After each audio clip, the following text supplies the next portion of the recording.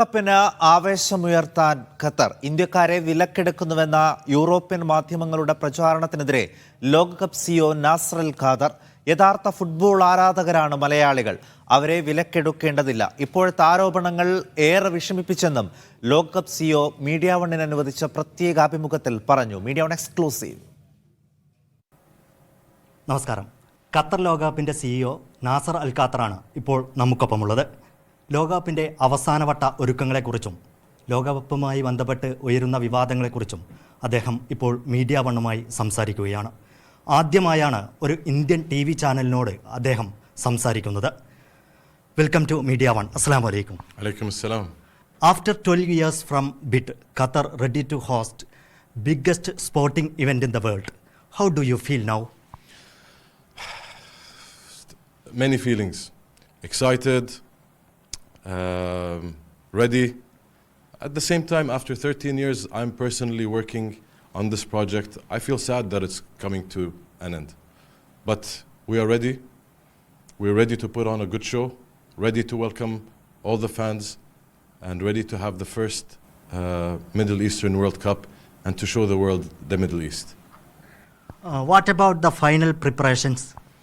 Final preparations, we start on the 20th of November, a few days to go. And for us, we're putting some final touches on the stadium for the opening, and the teams are getting ready with all the plans. But we are very comfortable. We are in a very comfortable place. Inshallah, we will be ready. You know, a lot of Indian football fans there, and world also know that. But some Western medias, they are propagating the news that Qatar has purchased Indian and Asian fans for host country. How do you react? Unfortunately, we've seen a lot of, let's say, criticism. We've seen a lot of agendas against Qatar's hosting of the World Cup. We don't want to get into the reasons and who and why. It's unfortunate that sometimes we see that Qatar is trying to be portrayed in a negative light. We're used to it. It's been 13 years. We are constantly being attacked by the foreign media, the Western media. And for us, it's a challenge to make sure that we have a successful World Cup, because that will be the strongest answer. Unfortunately, this time it pains me, because the Indian community, like many communities, but especially the Indian community, and from the south of India especially, I know that in Kerala, football is the number one sport. Everyone thinks that cricket is the number one sport, but football actually is the number one sport. We have a lot of genuine supporters in Qatar that are from the south of India that love football, and they are genuine fans. We know that they have tournaments that are professionally organized. They have sponsorships. They have a lot of support behind them and organized on a weekly basis, and they are true fans of football. So plus, we have no need. We saw that in all the matches that we have in Qatar, whether it's the Arab Cup. Even in the Arab Cup, there were many Indian fans in the stadiums, and fans from different residents here in Qatar. So for us, this time, I wanted to make it a point that, as Qatar, as a country, as World Cup organizers, we are taking the heat. We are facing the criticism from some of these medias, for whatever reason it may be, whether it's discriminatory, I don't know.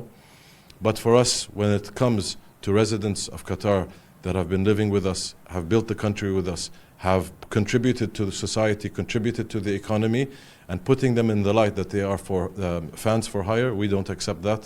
And we strongly want to give a message to all the fans in Qatar, residents, that this is your World Cup. This is the World Cup for Qatar, including its citizens, its residents, and the World Cup for the region as well. Huge amount of tickets are purchased by Malayalees and Indian community for World Cup. Honestly, the amount of Indians that will be in attendance on this World Cup is going to be incredible, and you will see it. And it's something that we look forward to. We have a lot of people coming from abroad. We have a lot of people from India that are coming, and from Qatar, and from the GCC. So looking forward to welcoming everybody. Do you think all this chaos due to the intolerance towards the Arabs or Arab world from Western world? Difficult question. I mean, sometimes you try to think of the reasons. You struggle to find the reason. You can only make some conclusions, but preferably not from me to come and say what these conclusions are. How this World Cup will be different from previous World Cup? First of all, this is the first World Cup in the Middle East. This is the most compact World Cup that the world will see.